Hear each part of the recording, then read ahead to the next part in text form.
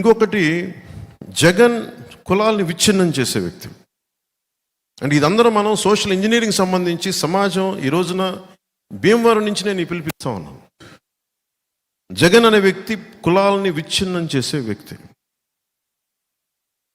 చాలా మెథాడికల్గా 5-10 మంది బీసీ కులస్తులకి ఇచ్చేసి నేను బీసీలకి చేస్తున్నానని ఒక మాయ చెప్తాడు, కానీ వాస్తవానికి జరుగుతుంది మనం గ్రహించాల్సింది మన కళ్ళ ముందే ఉన్నాయి అన్నీ. వాటన్నిటిని క్రోడీకరించుకొని ఇతని వ్యక్తిత్వం ఏంటి అని మనం ఆవిష్కరింప చేసుకోవాలి. మన నాయకులు కూడా దాని గురించి ఆలోచించాలి. ఉదాహరణకి తూర్పుగోదావరి జిల్లాలో ఈ ఎమ్మెల్యే, ఆయన పేరేంటి, మన ఎమ్మెల్సీ అనంతబాబు, మన వైసీపీ ఎమ్మెల్సీ అనంతబాబు అనే వ్యక్తి, అతని కింద పనిచేసే ఒక దళిత కులానికి చెందిన ఒక వ్యక్తిని డ్రైవర్గా ఉంటే ఆ అబ్బాయిని చంపి ఏవో కారణాలు నాకు తెలియదు ఇంటికి తీసుకెళ్ళి మీ అబ్బాయి చనిపోయిన డోర్ డెలివరీ చేశారు. ఈ డోర్ డెలివరీ చేస్తే దీని పర్యవసానం మనం ఎవరు ఊహించం.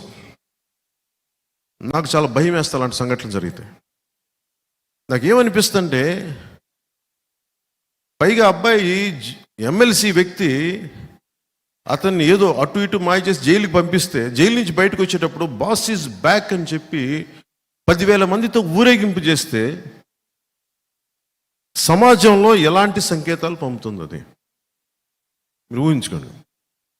నేను రాజమండ్రి మీటింగ్లో కొద్దిమంది చెప్పాను, నేనే దళిత కులానికి చెందిన యువకుడినైతే నా దళిత కులానికి చెందిన ఒక వ్యక్తిని కారణాలు ఏవైనా అయ్యుండొచ్చు చంపి ఇంటిలో శవాన్ని అప్పగిస్తే, చంపిన వ్యక్తి కాపు కులానికి చెందిన వ్యక్తి అయితే నేనేం ఆలోచిస్తానంటే, సహజంగానే అనంతబాబు చంపాడు అంటాను ఫస్ట్.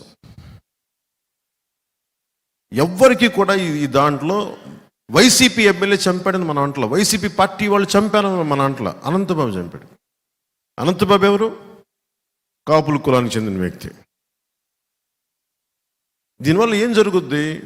అసలు కాపు సమాజానికి ఏమాత్రం సంబంధం లేని ఒక సంఘటన అనంతబాబు అనే వ్యక్తి వల్ల దళిత కులానికి తెలియకుండానే కాపుల మీద శత్రుత్వం పెరిగిపోతుంది. పుట్టి పుణ్యానికి ఇందులో ఏ కాపు కులానికి ఏ కాపు సంఘాల నాయకులకి సంబంధం లేదు, కానీ ద్వేషం మటుకు వ్యక్తి చేసిన తప్పుకి పక్క కులానికి ద్వేషం పెరిగిపోతుంది. అట్లా గొడవలు వచ్చేస్తాయి. ఇది మారాలి, ఇది మార్చాలి. విశ్వనాథ సత్యనారాయణ గారు చెప్పింది, అన్ని అనర్థాలకి మూలం మానవ ప్రవృత్తి హేతువు కానీ, వాని కులం కానీ, జాతి కానీ, మతం కానీ, ప్రాంతం కానీ కాదు అని ఆయన ప్రత్యేకించి చెప్తారు. అంటే వాడి నేచర్, ఒక వ్యక్తి తాలూకు ఆలోచన విధానం అది మంచి చెడు నిర్ణయిస్తే తప్ప అతని కులం కానీ, మతం కానీ, జాతి కానీ, ప్రాంతం కానీ కాదు. అనంతబాబు చేసిన ఈ ఒక తప్పు జగన్ ఎలా ప్రేరేపిస్తాడంటే, విడగొడతాడు కులాలు. మీరు కొట్టుకు చావండి. జగన్ ప్లాన్ ఇదే.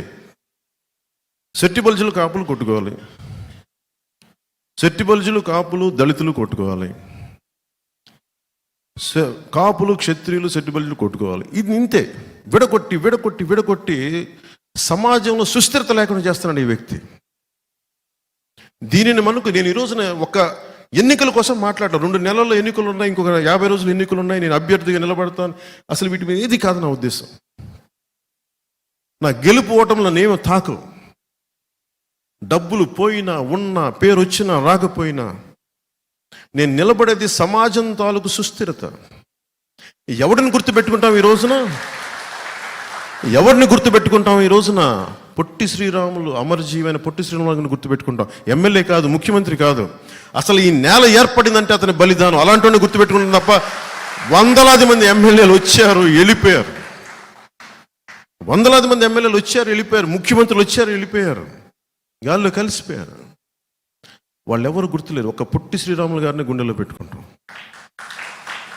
అంటే ఈ సమాజాన్ని కలిపే వాళ్ళని గుర్తుపెట్టుకుంటాం తప్ప జగన్ ఈరోజు ఉంటాడు, ఇంకొక ఎన్నికలు అయిపోయింది గుర్తు కూడా ఉన్నాడు ఈ వ్యక్తి.